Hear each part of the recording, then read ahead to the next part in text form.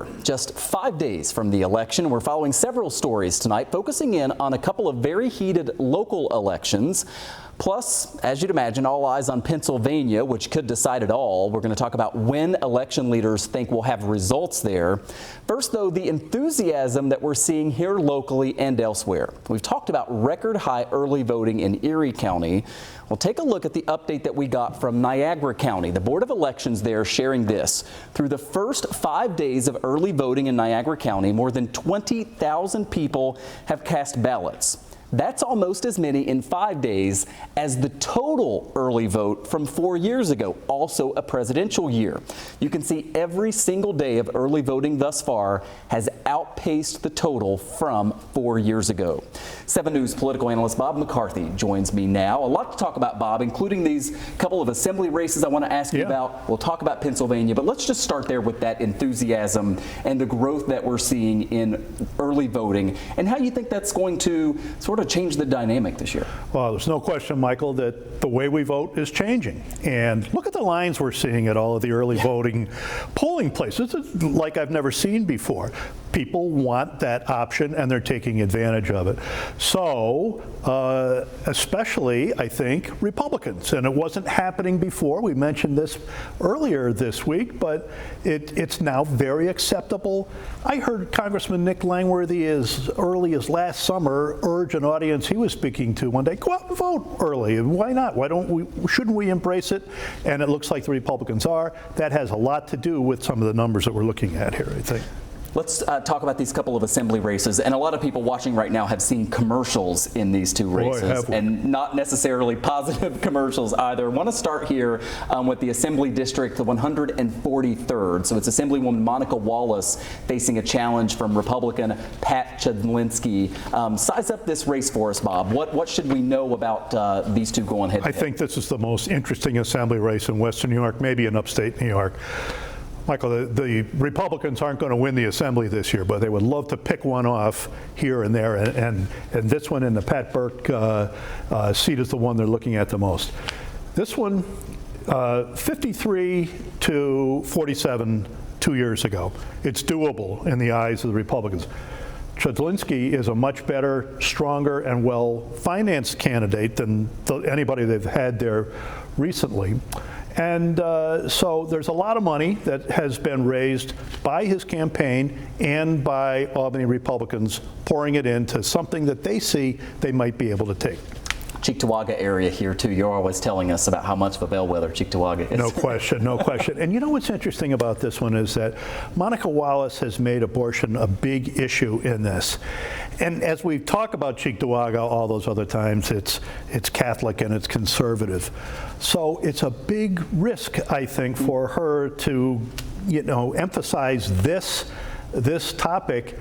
But I have to think that, especially being guided by Assembly Democrats in Albany, that she's done some polling and has the idea that this just might play. So it'll be really interesting to see how this turns out. It's a risky move for her, but maybe she knows what she's doing. And maybe it pays off. Yeah. The other seat that you mentioned there, the incumbent, is Pat Burke. This is the 142nd Assembly District, facing a challenge there from a familiar face in law enforcement. Right, and getting some backing there. Part of that law enforcement theme that the Republicans have been emphasizing this year, they have been running candidates like Chudlinski as Cheektowaga Police Department lieutenant.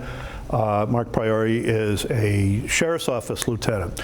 We have Jack Moretti running for the Senate, a retired trooper. They know that this was a big issue in the gubernatorial election, which Kathy Hochul won by only 6 points. So they're trying to transpose that into this. And it's another one that was only a 6-point margin the last time. The Republicans think they have a shot here, too. All right, finally here, while I have a moment, we've talked so much about when we're going to expect to have results come Tuesday on Election Day. Of course, so much focus on Pennsylvania, perhaps the swingiest of all of the swing states. And the results there might not come as fast as in some of the other battlegrounds. So want to show you here the focus on Pennsylvania, and let's listen to what a local election official says there. How How long might it take for us to get Pennsylvania's election night results? Well, the first thing I want to do is caution everybody that election day night results are unofficial. The official results don't happen until 5 or 6 days later. Now, we intend to have all of the votes that we can count from election day counted by 1 or 2 a.m. If all of Pennsylvania adheres to that timeline, it may be possible then to project that state or even the presidency in the overnight hours Wednesday morning.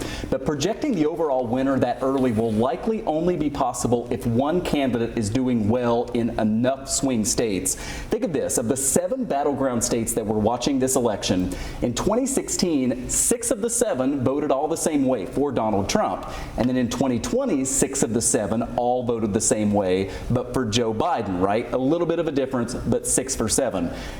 If that happens again, maybe we won't be waiting quite as long as we're anticipating. But I've just been hearing from some folks down in Pennsylvania. I mean, they expect it's going to be so close, and it doesn't count as quickly as some other states, that we're probably not going to know a winner on election. If it does come down to Pennsylvania, and everything seems to be pointing that way, I think you're right.